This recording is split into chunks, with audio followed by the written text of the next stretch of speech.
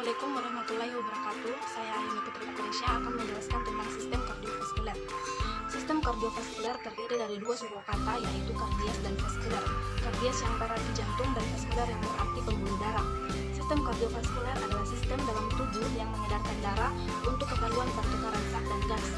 Sistem kardiovaskuler bertugas mengedarkan darah ke seluruh tubuh, di mana darah mengandung oksigen dan nutrisi untuk keperluan sel atau jaringan untuk metabolisme. Sistem kardiovaskuler juga membawa sistem metabolisme untuk dibuang melalui organ-organ ekskresi. Sistem kardiovaskuler merupakan suatu sistem transport tertutup yang terdiri atas tiga, yaitu jantung, pembuluh darah, dan darah. Yang pertama yaitu jantung. Jantung merupakan bagian penting pada sistem kardiovaskuler yang berfungsi sebagai penyumpat darah dengan dua sistem sirkulasi darah yang terpisah. Sistem sirkulasi yang lebih besar meliputi seluruh sel atau jaringan di dalam tubuh, sehingga untuk itu jantung memompa darah ke pembuluh nadi lewat aorta.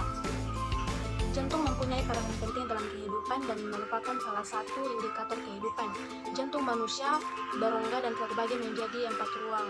2 ruang serambi atau serambi kiri dan serambi kanan, 2 bilik yaitu bilik kiri dan bilik kanan.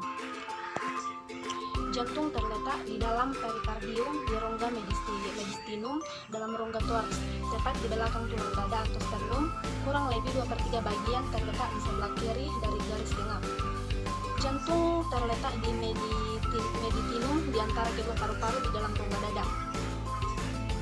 Jantung terdiri atas 3 lapis, yaitu epikard, miokard, dan endokard. Epikard yaitu yang menutupi permukaan luar jantung, miokard yaitu lapisan tengah yang terdiri atas otot jantung, dan endokard yaitu lapisan terdalam terdiri atas jaringan endotel melapisi permukaan dalam jantung dan katup. Jantung memiliki 2 jenis katup, yaitu katup anterioventrikular terdapat di antara anterium dan ventrikel. Yang kedua katup semilular terdiri atas 3 bagian mirip mangkok untuk mencegah darah kembali ke ventrikel selama relaksasi.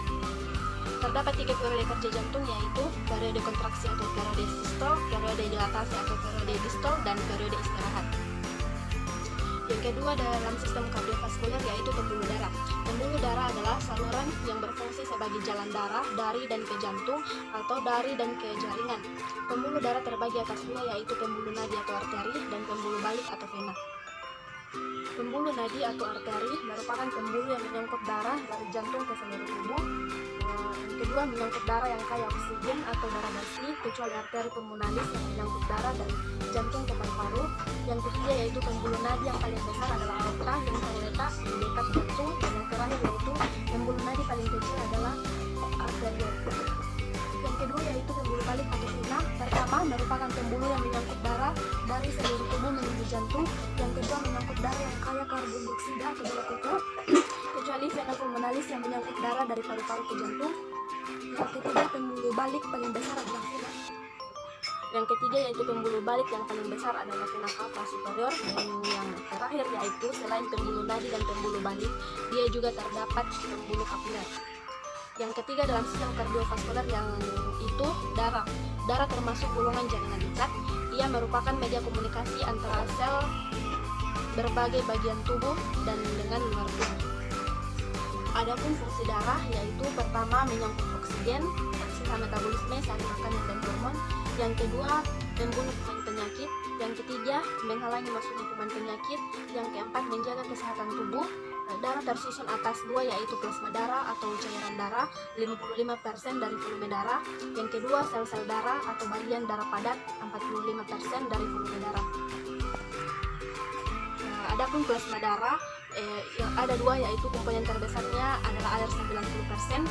Di dalam plasma darah terlarut berbagai zat makanan seperti protein, karbohidrat, lemak, dan vitamin. Hormon dari sisa metabolisme yaitu CO2, amoniak, dan urea. Selanjutnya yaitu sel darah. Sel darah terdapat 3 jenis, yaitu leukosit, eritrosit, dan trombosit. Pertama eritrosit.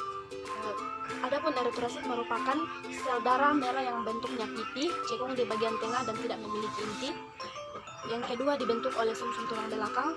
Yang ketiga yaitu warna merah pada eritrosit disebabkan oleh adanya hemoglobin.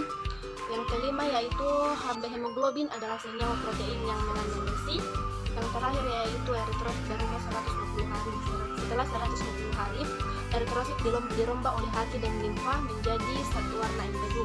Zat besi yang dibebaskan hemoglobin digunakan untuk membentuk eritrosit. Yang kedua, leukosit. Yang pertama memiliki inti sel dan tidak memiliki pigmen. Yang kedua berukuran lebih besar dari eritrosit. Yang ketiga dibentuk oleh sumsum merah tulang pipi, limfa dan kelenjar getah bening. Dan yang terakhir yaitu berfungsi melawan kuman yang masuk ke dalam tubuh dan membentuk zat antibodi.